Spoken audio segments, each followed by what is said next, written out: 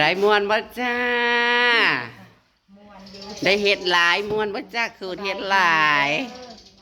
เป็นไดยายนี่ยอมเฮ็ดบาดนี่พี่น้องเอ้ยเฮ็ดป้ามอนได้ดิปลามอนเด้อมันกับประจันได้ดิพิษประจันข่อยอยู่บ้านใหม่ผู้ข่อยยังลงมาขู่ซอยจ้าเพราะว่าประจันเพิ่นน่ะสร้าง5 โลก็เลยซื้อมาขูดให้นี่มันสะอ่อนเฮ็ดยายนี่จนกระเพาะขึ้นโพดโพพี่น้องเอ้ยมันมาเมื่อยน้ำตอนนั้นตอนเฮามาขูดมาล่างนี่แหละตอนขู่ตอนเก็บFC อันอยากสั่งอยากซื้อก็โอ้ยบ่อยากรับปากเด้อพี่น้องเด้อมันขูดมันบ่ไหวอะไรอันนี้คือยังว่ามันดอกใหญ่อันนี้ก็คือคันบ่แม่นประจันพี่ม่อนนี่ครับโอ้ยเนาะบ่อยากรับปากปานใดอยู่เด้อพี่น้องเอ้ยบ่แม่นว่าบ่อยากให้กินได้นี่นะคือเบิ่งเบ้าเอื้อกับพ่อน้ำน่ะ2 คนเมื่อคืนน่ะจะตี2คือเพิ่นน่ะเพชร10 โลนะบ่ได้ยอมเบ้าเอื้อกับพ่อน้ำน่ะไปอีกแล้วเดี๋ยวนี้นั่นส่วนเจซี่ก็ตุยๆน่ะไปพ่อแต่เฮ็ดเฒ่าแล้วก็มาแล้วก็เมื่อยลอยเพราะว่าเมื่อคืนนี่ไปไต่เอาก็รวมทั้งของข่อยนั่นอีกเด้แล้วแถมมาก็อยากพ่อโลหุ่นแล้วก็ห้องข่อยอีกเด้แล้วก็ให้อาเท่าไหร่ให้อาไปแกงชุ่มบานชุ่มยังได้น่ะไปพัดหรือได้ตัวนั้นอันนี้น่ะของสะอ่อนพี่น้องเอ้ยพวกนี้เฮ็ดข้าเจ้าน่ะอันบ้านอันใหญ่ๆเนาะบ้านอันโนนสมบูรณ์ชมพูนี้นี่นั่นผัวอันลูกเคยเรานั่นเราไปเยื้องนั่นมันแถวหวยบ่แม่นดุ่งหรอกแถวบ้านโนนชมพูแถวนี้มันสิดุ่งนี่มันหักหวยมันเลยนั่นพระเจ้าภูมิมันก็จูงใหญ่เราว่าเขาบ่ค่อยไปนั่นเด้เพราะว่ามันบุญแล้วมันคนไต่คนเยื้องก็บ่ร้ายล่ะว่าสะอ่อนบางเนี้ยนึกว่าเฮ็ดมาแต่ดอนได้นี่นะบ่มาแต่ดอนบ่ได้แม่นของนั้นน่ะของพ่อเอ้ยปีนก็หวานแหละหวานคันจุ่มแล้วนี่นะนะคันมันเท่าแล้วมักหยาบแท้ได้นี่นะคันจุ่มแล้วนี่นะคักเจซี่มาแล้วก็นอนพี่น้องเอ้ยเพราะว่ายังปวดหัวอยู่เดี๋ยวนี้นะเมื่อคืนนี่เพราะว่าบ่ไปใต้เลยจนตี 1พอเพื่อได้นอนก็ตี 2ไปหาใต้เอามันปวดฉะนั้นนี่แหละมันตื่นเช้ามาแล้วมันไปพ่อแต่ดอกบานแล้วมันเมื่อยมันกำลังตุ๋ยนั่นปล่อยได้อยู่จะว่าอีห่าต้มอะไรกับมันขับมาเลาะมันก็ไปไต่มันจะมาเก็บเอามากินข้าวต้มมัดอยู่ในนี่มันก็มาเก็บเอาเพราะว่า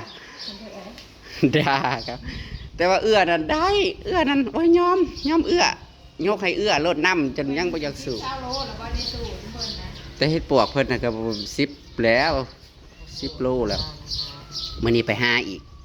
ได้เต็มตาหน่อยแล้วมื้อเช้านี่ดอกงามๆได้ของเพิ่นน่ะเพิ่นใส่ตู้ไว้สูตรไว้แม่เพิ่นสั่งมั้งเยอะแยะโอ้ยสอนอันนี้จังว่าซื้อไว้นะคันแม่นว่าดอกน้อยคือเมื่อวานขูดกับยายนี่น่ะสิบ่ซื้อซ้ำพี่น้องเอ้ยอันนี้มันดอกใหญ่จูมงามเด้เลือกเอาเด้จนว่าตะกี้ว่าข่อยว่าโอ้สิขูดเฮ็ดพอมันแล้วข่อยย่าช้ำข่อยเมื่อยขึ้นข่อยก็ไปนอนมื้อเช้ามันก็จะมาขูดแกงเอาพญาคันเราล่างแล้วเมื่อคืนเอาไว้เงาๆยืนติ่งกระปูกระปิก็บ่ได้กันมาขูดมันซะโพดว่าเฮ็ดที่ว่าบ่ต้องเอามาเด้อบัดเอาบัดนั้นคันกูใส่ตู้ไว้นี่มึงยังมาขอกินได้ยามแลงน่ะได้ของย่าเราก็ได้โอ้ยเราขูดไม่ต้องย่าหลายคนมาขูดเฮ็ดด้วยกันพี่น้องเอ้ยเทศกาลเฮ็ดช่วงนี้กันยอมเด้อยังจะไปหาเฮ็ดละโง่ได้บัดนี้นะเฮ็ดละโง่กะบ้าน4-5 ดอกกะบ้านเฮ็ดละโง่มาใส่ตู้ไว้เขาเจ้ามาซื้อหยังเด้อหาเฮ็ดนี่จะมาซื้องัวซื้อกล้วยบ่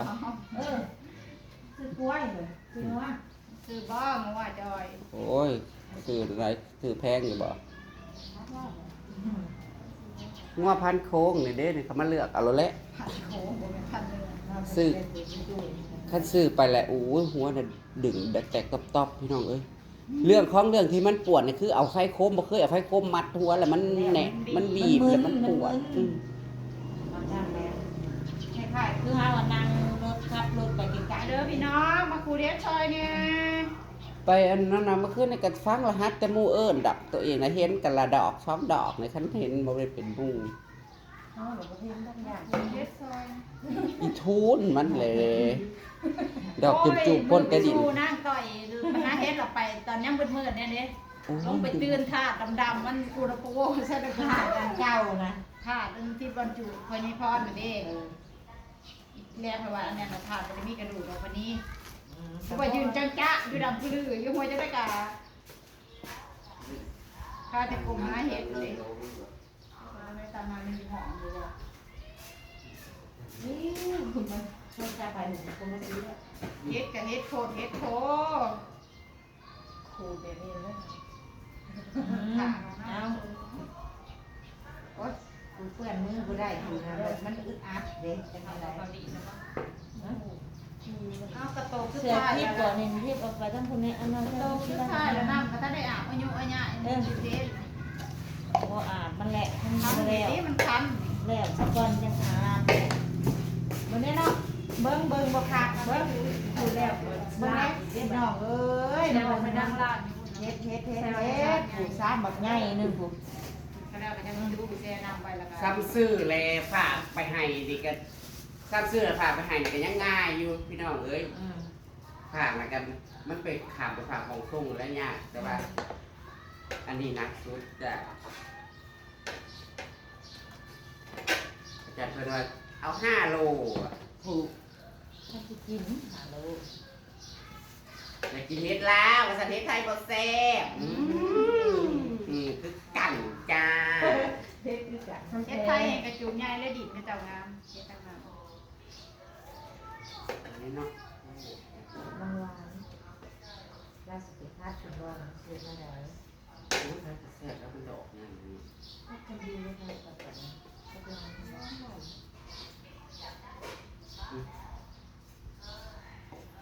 อืม ๆเห็นแล้วว่ามันนี่แม่นเล่าเมื่อทะเลโลก จะเป็นอะไรตื่นขึ้นมา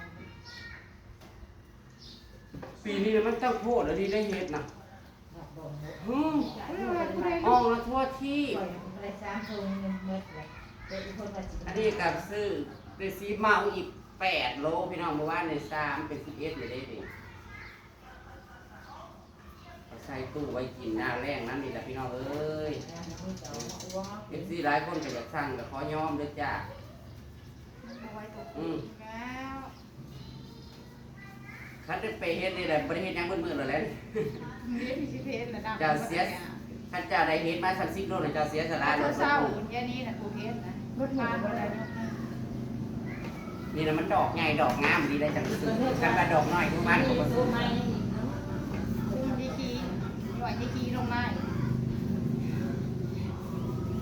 กูได้รับจ้างประจันจ้า ทำเป็นยากูในประจำเป็นใจใจกู จ้าแม่ก็ทำ อยากกันสิพาไปที่ลูกเอ้ย ที่บ้านแกมันเที่ยวงานเนี่ยงานแห่เทียน เป็นตาอย่างไรอ่ะเพิ่นมาเก็บเฮ็ดเองแม่สิคักเนาะ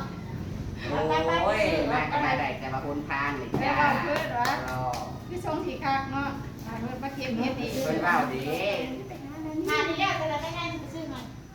อันผู้อยู่นี่ก็บ่ได้ไปเก็บให้น้ำมูดอกประจังเอ้ย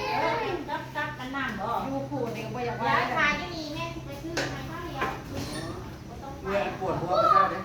กินยาได้กินตอนแรกกินยาลดก่อนนี่ก็ว่าอาจารย์บอกว่ากินบัดกินเลยก็ได้ข้าวกินข้าวแล้วมันบ่มีกับพ่อมาอีกแล้ว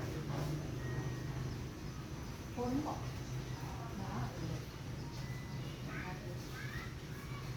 โอ้ยพ่อเด้ ที่บุญเองบางอยู่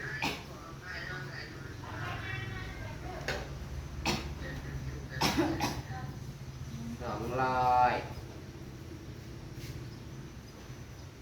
นี่จ้าโลละ200ฉันก็เลยเมามาเพราะว่ามีเอื่อยเพิ่นสั่งมันจะเอามาแช่ตู้ไว้น้ำนี่มันงามใหญ่ใหญ่จ่อสุดจุ่มจับก้อนติดกล่องนะครู เดี๋ยวก็คือว่าใครเด็กจุ่มน้อยเนาะตัวเดียวมา เพราะว่ามันเฮ็ดแถวห้วยน่ะมันดอกใหญ่แถวห้วยมันนั่งตุยกันแล้วนี่แล้วมันทำบ่ทันเขา ต่อยลงนาอยู่ก็ในหางาน เฮ็ดพวกปีพวกใหญ่พี่น้องก็ ตอนนี้เขาคนเขา พัดตั้งแต่อันนั้นมามีปีนี้แหละเฮ็ดพวกแบบว่าปันทั่วที่ผลีนะให้ไปหาก็ได้บ่แม่นว่าพนันบ่แม่นเจ้าพิมพ์ไปหานี่ย่างไปแบบบ่เคยออกมันก็ออกเลย ก ฟังเบิ้งที่ละโงกปีนี้ก็ได้พิจารณาแล้วที่ปวกลายอะไรยันที่ละโงกลายอย่างใดไม่ได้ที่ละโงกมันได้ใส่ตู้อะไรนะ เพราะว่าในกองมูเบียค่ะ ตั้งเล็กอันนั้นมันอาจจะ บ มา ริ ตา ษัท มัน กั ก็ บ เห บริ มาะ ษัทบริษัทได้มันคือบริษัทคือว่ามัน บริษัทบอกมันเช่าเลย หากเนี้ยมันคือนี่คือยุ่งกินก็รอดใช่บอกซุ่มลูกร้อน ยุ่งจะได้ทำน้ำยู่ มือก้อนยังไม่ได้กิน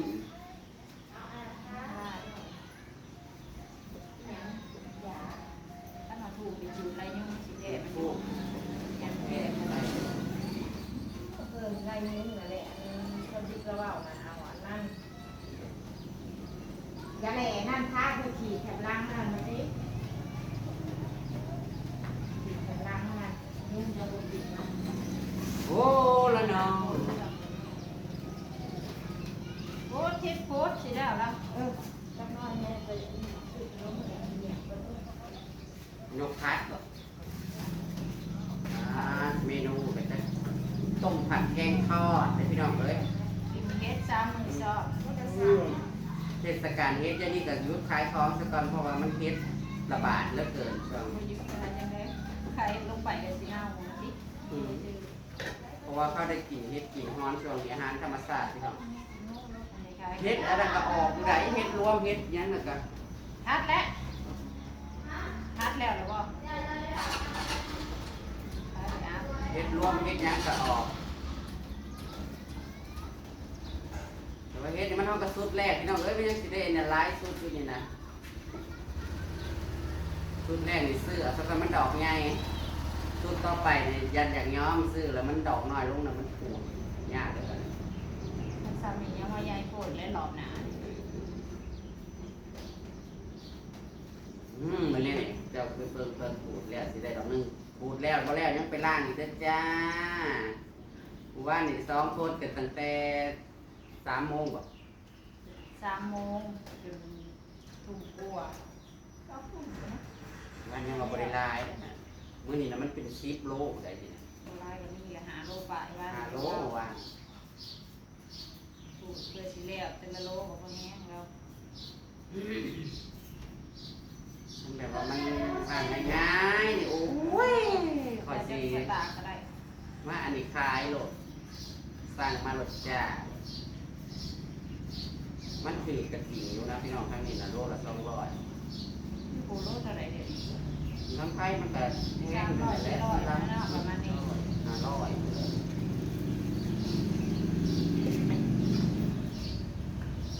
มันปลูกก็จริงบางคนข้าเจ้าปลูกผมมีเวลาข้าเจ้านั่นมาข้าเจ้ามีตะไคร้ข้าเจ้ามาบอกกินท่านนักกินละเทื่อเลยข้าเจ้าก็นั่นแล้วข้าเจ้าบอกไว้ตู้ข้าวข้าเจ้าเลยข้าเจ้าไปหานี่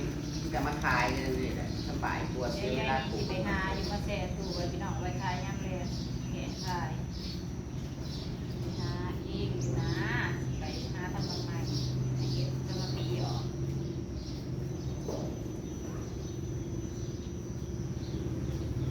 ไปหาเห็ดเผิกมาเห็ดเผิกเขาอยากเก็บมัน เพราะว่านี่ให้ปวกเงาหลอกเห็นออกแน่ โอ้ยเสียดายคันแม่นว่า ๆที่ดินใช่ ไปมันยังเป็นนั่นน่ะพี่น้องโอ้ย70ก็7ตุ๋ยน่ะ4-5 โมงนี่เหลือตา ท่านพ่อเป็นเด็กยิบว่า อันนี้เลยเลือกเอาอันไหนเดียว ไปหากันประวัติช่วงไปหาเฮ็ด โอ้ยนั่งตุ๋ยกระลาดคาอยู่นั่งกับโบไปนั่งเมื่อยเฮ้ยไปมื้อเช้านี่ก็โอ้หรือว่าเมื่อยกับโบไปได้ตัวเอ้ยอย่าฟื้นตัวอีกกว่าว่าแล้วคุณจักก็ให้รับไปไปนั่นมันก็เจ็บแข้งเจ็บขาเนี่ยที่นั่งห้องก็รู้อยู่ คนจะเป็นคือข่อยแน่ๆนะ หัวเข้าอันนั่นมันจะปกตับอยู่ในหัวเข่า สวิตกันแน่นั่นแล้วมันแล้วก็ย่ายหมองคือข่อยนะน่าจะรันปอกแก็บอีกเจ้าจะนอง เดี๋ยวกินไก่มันจะเป็นตุ้มอยู่แล้วคน ได้กินยา โรคเก้าพี่น้องเลยโรคเก้าครับ เป็นคนอายุร้ายเป็นคนอ่านแน่ไหม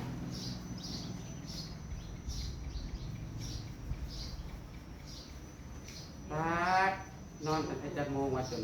11 โมงเป็นเที่ยงพี่น้องเลยนอนตื่นมาไปกระปวดกระปวดนี่จ้ะจะเสร็จแล้วเหลืออีกครึ่งโลสะอ่อนเดี๋ยวเลยจ้ะ โลได้สักหนึ่ง โอ้ดูอะไร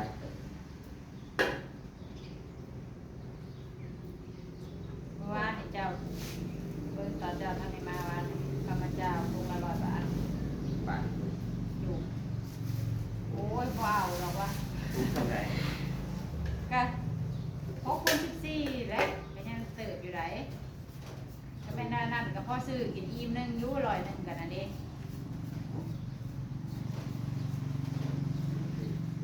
มัน100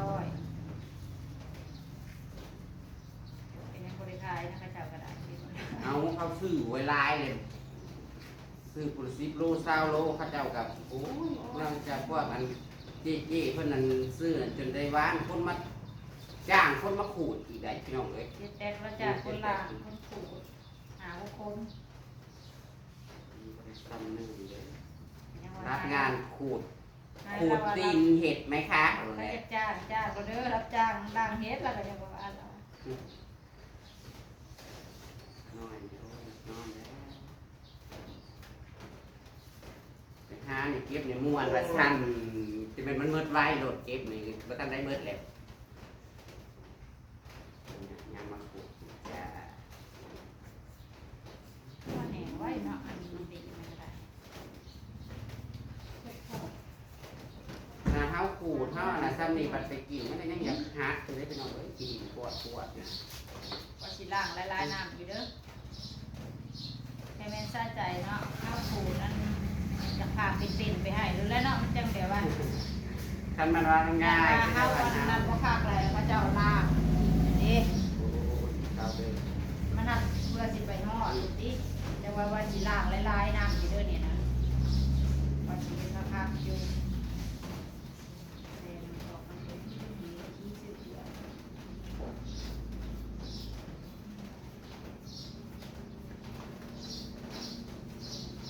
เดี๋ยวสิได้เอาไปทำแซ่บลงอะไรนะ ข้าวได้เด็ดกินข้าวพอกินข้าวกินข้าวน้อยนึงมันคือเดี๋ยวตัวแซ่บมันกินข้าวเลยเป็นลังแหล่ลังเหลือก็ออกอยู่ได้เมื่อคืนเลยนะคือมันหักเขา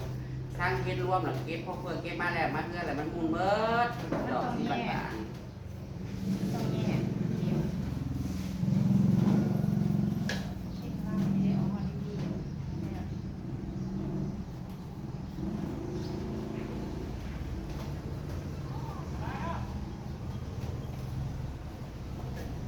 อืมที่ชมีวันบ่อยากกินบ่เนาะมันจะขันสิกินก็สร้างมาด้วยจ้าเพราะว่าเคยทานแล้วแหละเอาแต่ว่าถ้าจะเอาก็สั่งมาแล้วพี่วานข้าวหวานตะกี้เราไม่ได้ค่อยให้กับเขาเรา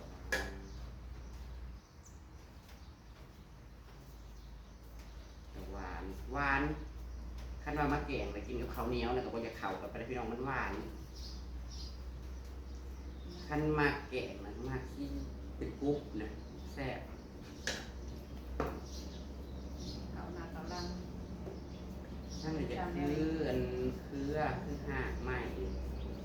คือนี่นะพูดเอากับแบบ จะโมเลยเขาจะเก็บนี่เนาะ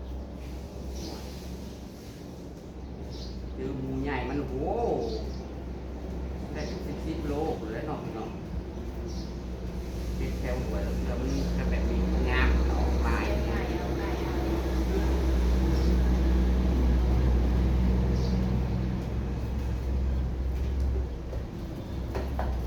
นั่นเนาะความมันยาวราคามันถึงบริสุทธิ์ โอ้ยกันยังไง10 โลไว้ไงทวนเลยแล้วโอเคแล้วค่ะเหยียบเลย และนี่จนละเอียด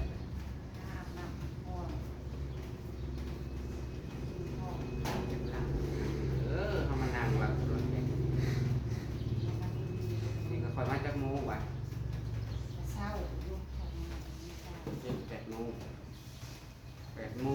จบ11 โมงกับ3-4 ชั่วโมงพี่น้องโมแล้ว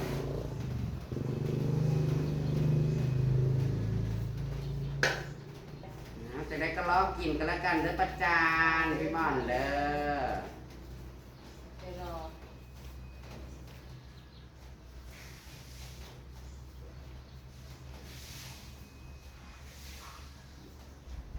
มันลดแต่ลงเงินเอาเงินบริโภคพอเฮาเดี๋ยวนะนิดหน่อยโอ้โห